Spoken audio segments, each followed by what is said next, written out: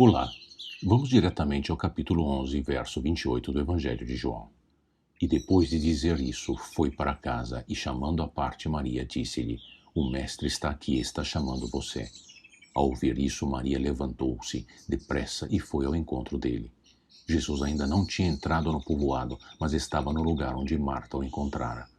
Quando notaram que ela se levantou depressa e saiu, os judeus que a estavam confortando em casa seguiram-na, supondo que ela ia ao sepulcro para ali chorar. Chegando ao lugar onde Jesus estava e vendo-o, Maria prostrou-se aos seus pés e disse: Senhor, se estivesses aqui, meu irmão não teria morrido. Ao ver chorando Maria e os judeus que a acompanhavam, Jesus agitou-se no espírito e perturbou-se. Onde o colocaram? Perguntou ele. Vem e vê, Senhor, responderam eles. Jesus chorou. Então os judeus disseram: Veja como ele o amava. Mas alguns deles disseram: Ele que abriu os olhos do cego não poderia ter impedido que este homem morresse? A humanidade de Jesus veio à tona ao ver Maria chorando. Ele se agitou e se perturbou, inconformado com aquela realidade da morte que o pecado que o homem trouxe sobre si. Comovido e remexido por dentro, ele desabou em choro. A combinação de raiva, ansiedade e luto mostra a humanidade de Jesus e seu profundo amor e carinho por seus amigos. Ele está comovido com a dor que a morte causa. A reação de Jesus diante da morte de Lázaro nos mostra sua humanidade, mas também nos revela acerca da divindade de Deus nele. Ele é um Deus de amor, carinho e consideração. Ele mostra compaixão, incluindo raiva diante da morte do mundo, que é o resultado de rejeitar Deus. Ele sabe o que é luto. Deus entende o que nos afeta. Os judeus podiam ver claramente que Jesus amava Lázaro, mas questionavam por que Jesus não o havia curado como fizeram com os outros. Será que Jesus pode fazer algo sobre a morte? E a pergunta ficou no ar até que Jesus revelasse o supremo milagre, que neste caso não é o da cura, que adia a morte, mas a ressurreição que vence a própria morte. Jesus, outra vez, profundamente comovido, foi até o sepulcro. Era uma gruta com uma pedra colocada à entrada. Tirem a pedra, disse ele. Disse Marta, irmã do morto. Senhor, ele já cheira mal, pois já faz 4 dias. Disse-lhe Jesus: Não lhe falei que se você cresce veria a glória de Deus? Então tiraram a pedra. Jesus olhou para cima e disse: Pai, eu te agradeço porque me ouviste. Eu sei que sempre me ouves, mas disse isso por causa do povo que está aqui, para que creia que tu me enviaste. Depois de dizer isso, Jesus bradou em alta voz: Lázaro, venha para fora. O morto saiu com as mãos e os pés envolvidos em faixas de linho e o rosto envolto num pano. Disse-lhe Jesus: Tirem as faixas dele e deixem-no ir. Muitos dos judeus que tinham vindo visitar Maria, vendo o que Jesus fizera, creram nele. Mas alguns deles foram contar aos fariseus o que Jesus tinha feito. Então os chefes dos sacerdotes e os fariseus convocaram uma reunião do Sinédrio. O que estamos fazendo? Perguntaram eles. Aí está esse homem realizando muitos sinais miraculosos. O milagre de Jesus realmente mostra a glória de Deus e leva as pessoas a crerem nele, como destacam os versos 40 e 42. E a reação dos muitos judeus lá presentes, de novo, foi dúplice. De um lado, muitos creram nele e outros se demonstraram ainda subservientes dos fariseus, que não tinha como dizer que foi um truque. Eles estavam preocupados porque reconhecem este outro irrefutável sinal de Jesus. Se o deixarmos, todos crerão nele, e então os romanos virão e tirarão tanto o nosso lugar como a nossa nação.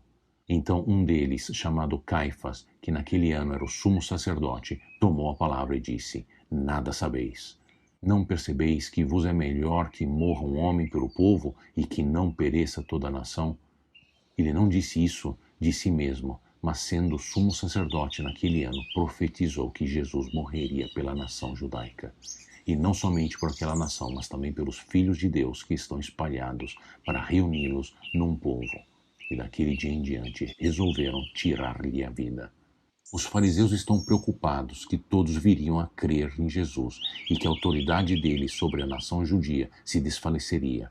O sumo sacerdote Caifás anuncia que é melhor para os líderes judeus que Jesus morra para o bem do povo.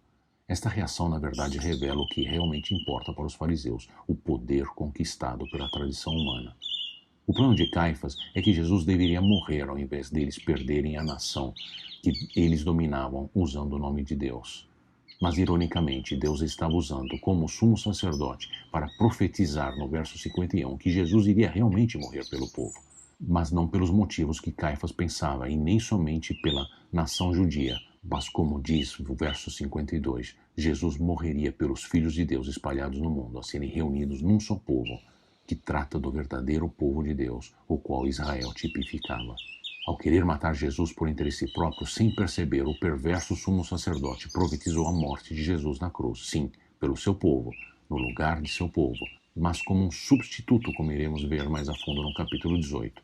Era tudo parte do plano de Deus. A morte de Jesus iria realizar tudo aquilo para o qual o templo apontava, o templo que os judeus estavam preocupados em perder.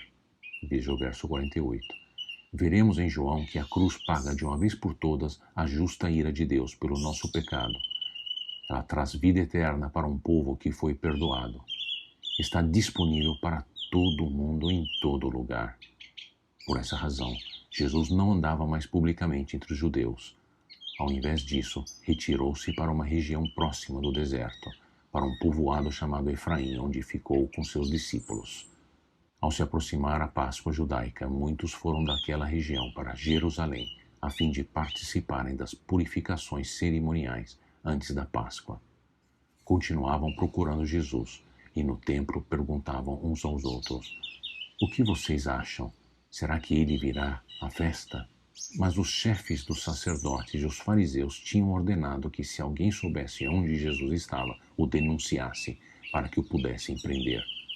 Jesus se retira para um vilarejo perto do deserto com seus discípulos. A terceira e última Páscoa durante o ministério de Cristo na terra se aproxima, e ele está sendo procurado para ser morto. Este rico episódio frisou 3 coisas. Primeiro, frisou a humanidade de Jesus diante da morte de Lázaro. Segundo, frisou a divindade de Jesus. E terceiro, frisou o plano dos judeus de prender e matar Jesus.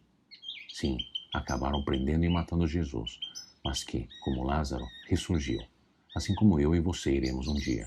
Isto é, se eu e você crermos e vivermos em Cristo. Deus te abençoe.